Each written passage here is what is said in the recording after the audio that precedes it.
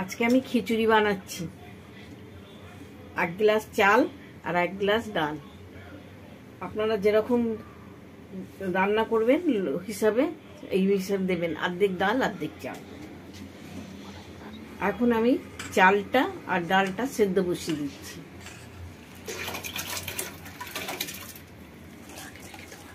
আগে থেকে ধুয়ে রেখেছি চাল ডালটা।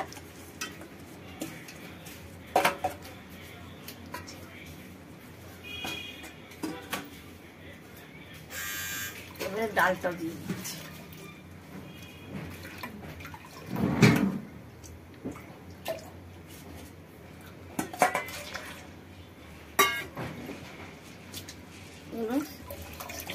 সেদ্ধ বসিয়ে দিলাম। এবারে এখানে আলু, কপি আর পালং শাক কেটে রেখেছি। এখন চালের সাথে ডালের সাথে আমি আলুটা দিয়ে দিচ্ছি সেদ্ধ হওয়ার জন্য। সেদ্ধ হয়ে গেলে পরে আমি এই কপি টপিগুলো ভাজবো, ভেজে দেবো।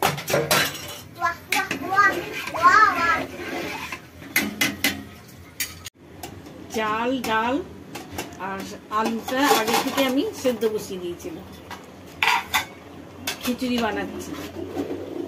নুন হলুদও দিয়ে দিয়েছিলাম। সেদ্ধ হয়ে গেছে এখন চালটা। আমি এখন নামিয়ে রাখছি। যে কপিটা সেদ্ধ করে জলটা ফেলে দিচ্ছি। সেদ্ধ করা কপিটা আমি এখন ভেজে নিচ্ছি।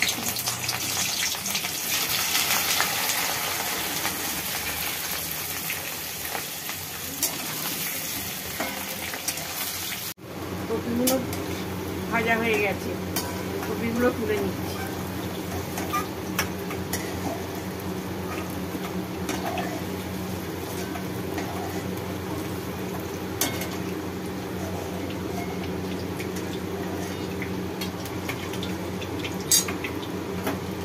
কপিটা ভাজা হয়ে গেল। এবারে আমি একটু তেলের মধ্যে চিনি দিয়ে দিচ্ছি, 1 চামচ।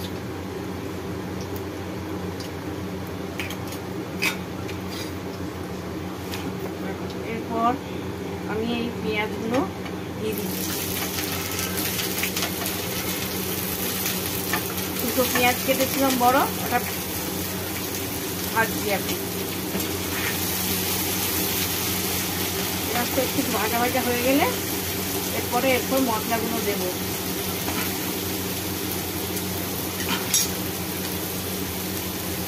তেজপাতাটা দিয়ে দিলাম।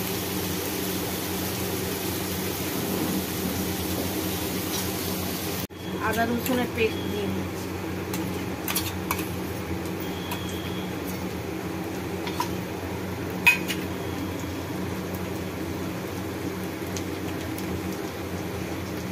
এক চামচ জিরে দিয়ে দিলাম।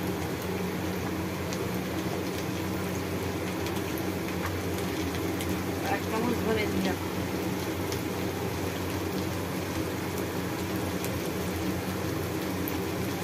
লঙ্কা দিয়ে দিলাম, আমি এটাকে ভাজবো। মশলা লাল লাল করে ভেজে নেব। পেঁয়াজটা লাল লাল করে ভেজে নিয়েছি। এবারে মশলাগুলো ভাজছি।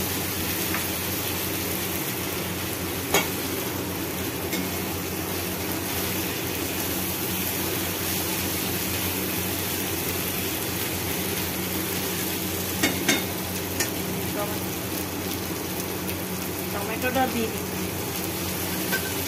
দুটো বড় বড় টমেটো কেটে নিয়েছি।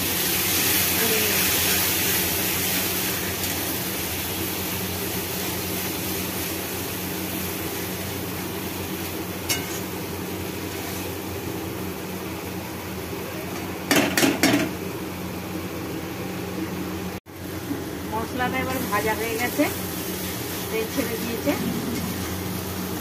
এখানে আমি মশলাটা খিচুড়ির মতো সেদ্ধ করা ডাল চালের মধ্যে দিয়ে দিচ্ছি।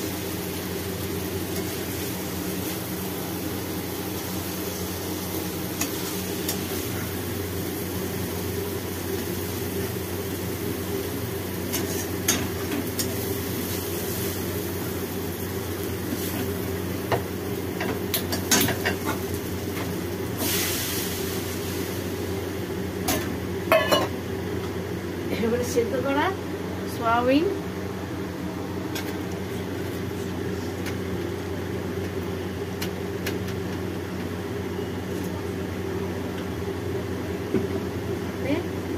পালং শাকটা দিয়ে দিচ্ছি।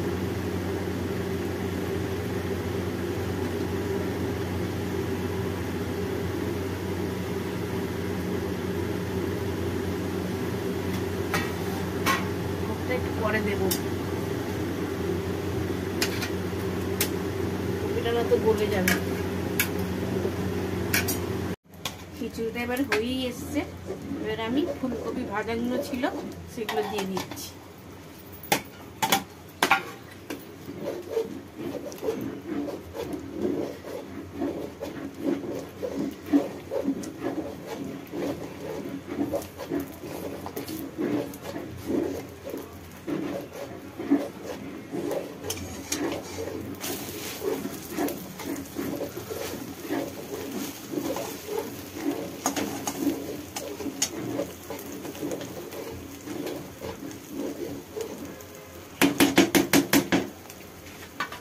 এবারে আমি 1 চামচ ঘি দিয়ে দিচ্ছি।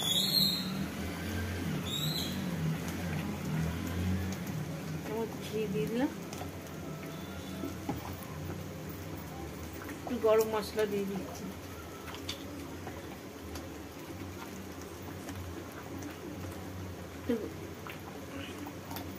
একটু গরম মশলা দিয়ে দিচ্ছি।